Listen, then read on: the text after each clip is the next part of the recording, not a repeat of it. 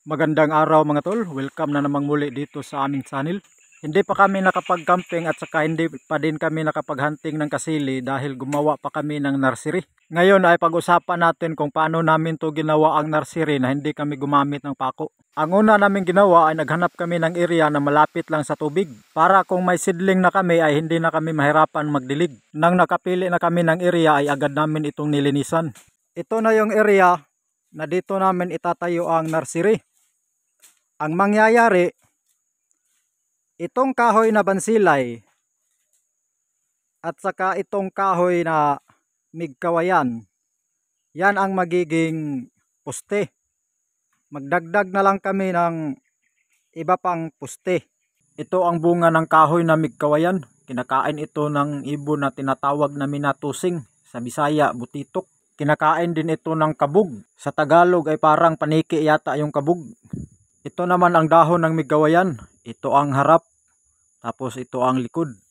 Kaya ito tinatawag na migkawayan dahil pag biniyak siya ay para siyang kawayan. Ito yung purma niya, para talaga siyang kawayan. Marami ding mga tigdaw dito. Dito sila nanirahan sa malaking kulat. Maganda yung purma niya at saka yung kulay niya, pero mabaho ito na klase na insekto.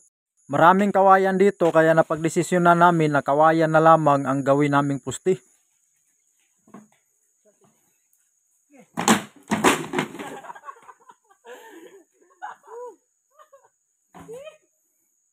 Nang makumpleto na ang mga poste na kawayan ay tinayo na namin ito. Gumamit din kami ng 4 na sanga ng kahoy para dagdag tibay. Dahil ang seedling ay lalagyan pa yan ng lupa kaya mabigat. Kaya itong 4 na sanga ng kahoy sila yung magdala ng bigat. At itong mga poste na kawayan naman ay alalay lang. Dahil ito ay hindi na namin gamitan ng pako, itatali lang namin ito gamit ang uway. Bawat poste ng kawayan ay tinatalian para maging matibay talaga. Tingnan natin ang resulta sa mga kawayan na tinalian. Itong mga uway ay napakatibay nito.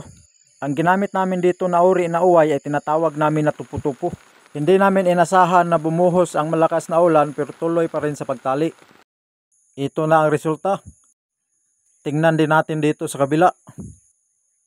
Ngayon itesting natin ito kung gaano ito katibay.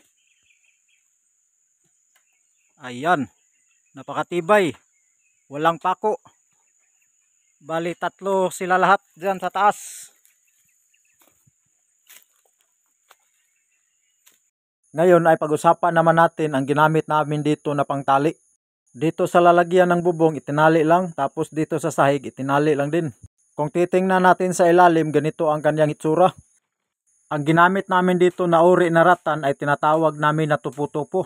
Ito na ang kanyang itsura kapag tinanggalan na siya ng mga tinik. Agad naman namin itong biniyak tapos tinanggalan namin ng bituka.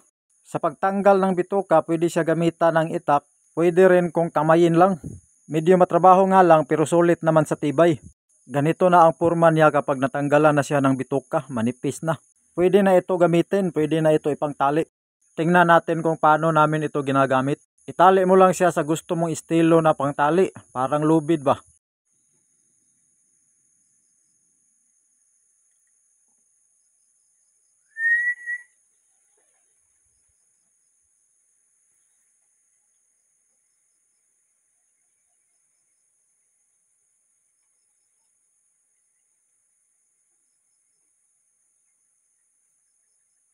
Ayan, natapos na sa pagtali. Tingnan natin. Ganito siya ang purma. Ito ay napakatibay talaga nito. Kapag ikaw ay mahilig sa camping, gaya namin, pwede mo itong magamit. Pwede mo itong ipangtali sa gagawin mong kubo. Ngayon ay pag-usapan naman natin ang ginamit namin dito na bubong. Dahil maraming buubo dito, kaya napagdesisyon na namin na dahon ng buubo yung aming ibubong. Ito na ang dahon ng buubo, para siyang dahon ng niyog.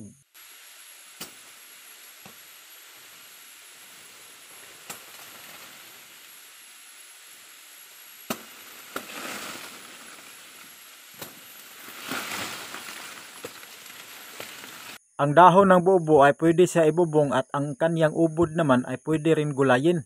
Itong aking kinuha, ito ang ubod ng buubo. Ito ang ulam namin mamaya.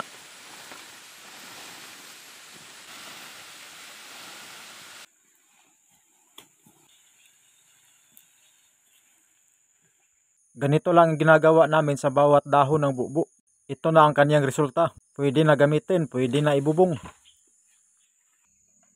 ito na ang resulta. Ito na ang nursery na hindi ginamitan ng pako. Itinaas namin yung sahig, ganito ang kanyang purma dahil maraming mga wild animals dito. Sinadya namin na ganito ang kanyang purma upang maging safety ang mga seedling. Dahil maraming mga wild animals dito na gumagala, kaya dito lang sila maglakad-lakad sa baba. Handa na ang nursery para sa iba't ibang uri ng klase ng seedling ng mga kahoy. At dito na nagtatapos ang aming video. Maraming salamat mga tol sa panonood. At God bless po sa lahat. Ingat palagi.